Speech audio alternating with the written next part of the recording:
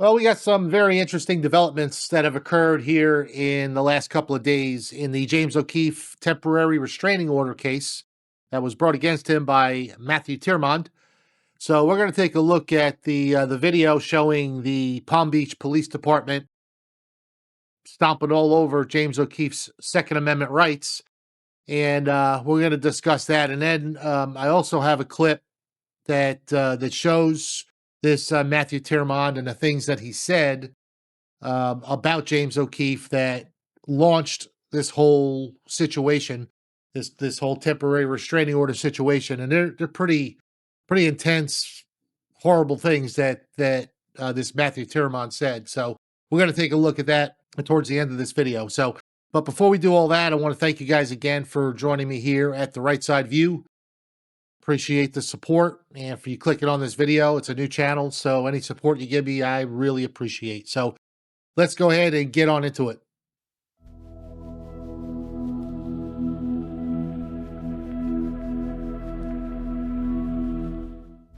All right, to set this video up real quickly, James O'Keefe was served papers live on the air about 3 weeks ago, 3 or 4 weeks ago. I've got a video that shows that the sheriff coming in and serving him the papers, and I'll link that down in the description. But he was basically given this paperwork and summoned to a hearing pretty much the next day in Miami. And come to find out that this was a temporary restraining order that was filed by a guy named Matthew Tyrmand, who had made death threats against James O'Keefe. And James O'Keefe published those death threats on his channel, on his X channel, I believe. And several of his followers decided to reach out to Matthew Tyrmand and have a conversation with him about those death threats that he made against James O'Keefe. And I would imagine that some of those communications were probably of a violent nature. That I have not seen those communications, but somehow or another, Matthew Tyrmand was able to get a judge in Miami to issue this temporary restraining order against James O'Keefe, even though it was not James O'Keefe who was making any kind of threats towards Matthew Tyrmand. It was the other way around. Tyrmand was making the threats. So I guess there's a way you can threaten to kill somebody and then go to court and get a temporary restraining order against the person you threatened to kill. I don't know how that works, but that's what happened in this case. Now, I know there was, as part of this case, James O'Keefe had to list his firearms and concealed carry permits and all that for the court. I didn't see a direct order from the judge in the case for him to surrender his firearms, but Florida does have red flag laws when it comes to domestic violence cases and restraining orders and things like that. But that, was designed for volatile situations and domestic violence within a home, or, a close family situation or whatever. This is really, I don't think, what the law was designed for, but it is the law.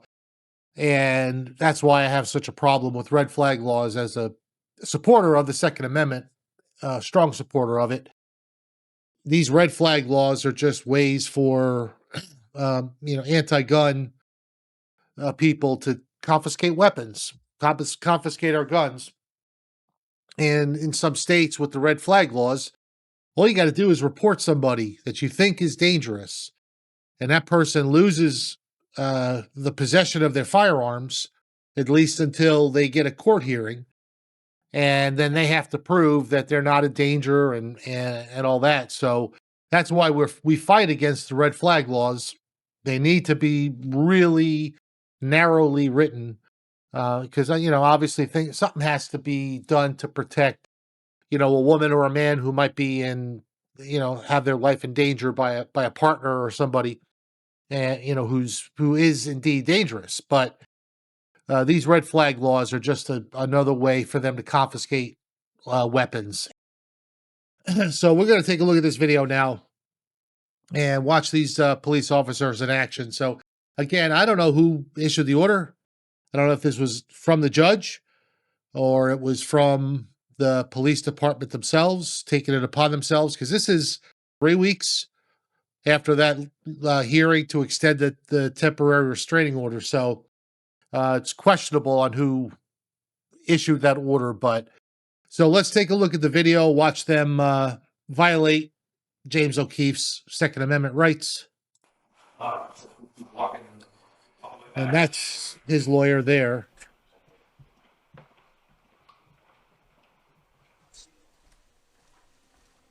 There we go. Ottoman over here. Everything's on. This is longer. Yep, this is it. I don't think these guys know. Obviously, you don't know they're on camera. It says hidden camera up there. So. No, clear it down. No. And they brought paper bags to carry these rifles out. I don't know which one of these two has the brains, but did it first and everything? I'll give it not, I can tell you which one has the brains. No, we good. We'll figure it out. You guys need anything from him? We just need his, I mean, as long as we. I've got his date of information. birth. Okay, well, no, it's about that when we. Okay. Yeah, Alright.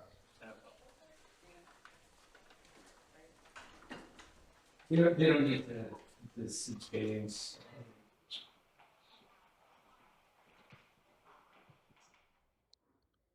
All right, so that's that. So, to be fair, they didn't barge in there. This was all arranged by the attorney. The firearms were there at James O'Keefe Studios, OMG Studios, and so that they could be picked up. But so they didn't barge in and, with their guns drawn, confiscating weapons. But still, in my opinion, his rights are being violated, whether it's law, the red flag law, or whatever.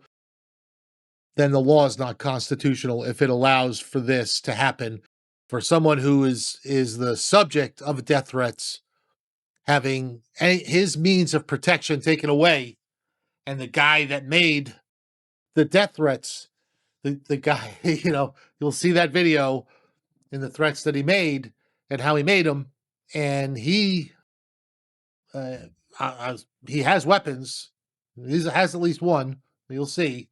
Doesn't have his weapons taken away. So I don't understand that. The world is just upside down and screwy anymore. And these courts, I'll tell you, just infuriate me and frustrate me beyond belief. So anyhow, the weapons were not in the hands of the West Palm Beach police for very long, as we'll take a look at this here, as a post by James O'Keefe on his X account. All right, so this is the post from James O'Keefe on X. He says, Judge Marie E. Mato has just overturned the firearms prohibition placed upon me in the state of Florida. Order forthcoming. At a hearing this morning in Miami, the Judge Mato stated, Mr. O'Keefe, you are free to pick up your firearms in West Palm Beach at the sheriff's office. And the judge said, I appreciate your compliance, Mr. O'Keefe, with this court's order, despite your objections. So it must have been a court order. I don't know if the court ordered the police department to go pick them up, but maybe they did. So that kind of answers that question. So he complied, and within hours of him turning over his weapons, she rescinded the order and I think understood that this was a violation of his Second Amendment rights and allowed him to go pick up his firearms. So now he's protected in case the maniac that we're going to see now decides to act on his murderous thoughts and desires and dreams. So let's take a look now, real quick, at a short clip. This will show you what transpired, what caused all of this mess to occur on this video that was released by James O'Keefe. All right, so this is Matthew Tyrmand, and I think he's thinking he's on a date. I see a bottle of champagne there. And but this is an undercover journalist, so honeypot. And this is how James O'Keefe gets a lot of the information that he gets, the undercover stuff, and he gets a lot of these high-profile politicians or businessmen to give up a lot of information because they think that they're really getting far and going to score with a beautiful date who's actually an undercover journalist. It's really pathetic when you think about it. So let's take a look at what this guy has to say. But don't you feel bad because he was your friend? I would kill him because he is one of the most evil people I've ever known. So this guy shot up my book and bragged that he wants to kill me. There's a bullet right through my heart. The second I saw him get shot, I wish that was my immediate first reaction was why couldn't it have been O'Keefe? I have 1,000 sources in the DOJ and CIA I talk to all the time. Okay. That's why I fed the Southern District tons of shit to try and get him in prison. So could you tell us the truth about who you fed dirt to SDNY? And you're a rat. You're an FBI informant. No, because I have no idea what you're talking about. I've already fed the Southern District tons of shit on him. Could you tell us more about how you said you were a confidential informant to the SDNY? About you? Who did you feed SDNY information? You went to the FBI, Matt. You're a rat. You are the most evil motherfucker I've ever met. But I'm not a rat. You know who I've talked to about all of your criminal activity? Everybody who would listen. The IRS and other agencies. So you did go to the FBI. I have talked to many people who have called me from law enforcement agencies. Who did you feed the Southern District of New York tons of shit, When Matthew? people called me and asked me questions about you, I answered them truthfully and honestly. So we have Matt Tyrmand is on tape admitting to be an FBI informant. He's the first time breaking news. This is pretty nuts, wouldn't you agree? Yeah, well, that's my property. This doesn't look good for you, bro. You shot me in the heart. You say you want to kill me. I mean, a lot of people find that pretty concerning. You said when Charlie Kirk died, you wished. Property, by the way. No, we're gonna file a restraining order against you. So is that projection? Is that my property? No, that's my book. No, it's not. If you touch me, we have security, and they're gonna That's Matt. my property. Matt. So there it is. That's the video that James O'Keefe released, showed on X, that got some of his followers understandably upset. And but he said he wanted to kill him. Flat out said, "I want to kill him." He said he was, when he heard that Charlie Kirk had gotten shot, that he was hoping that it was O'Keefe that got shot. And then he went to Southern District of New York and IRS, FBI, and he said flat out to this honeypot that he wanted to do whatever he could do to get him thrown into prison. So the guy's clearly got issues, but this guy was able to get a restraining order. After all this, I'm sure the judge saw all this video and still gave him a restraining order, which is kind of just shocking. I can't understand it. So that's where we're at with this update on this case.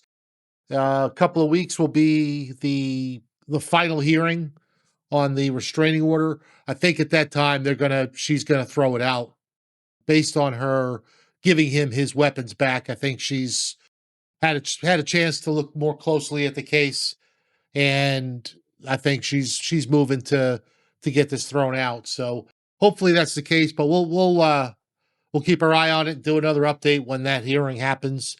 So anyway, guys, I appreciate you joining me here for this video. I hope you liked it. If you did, click the like button. And if you get a chance, please subscribe to the channel. And we'll see you in the next video.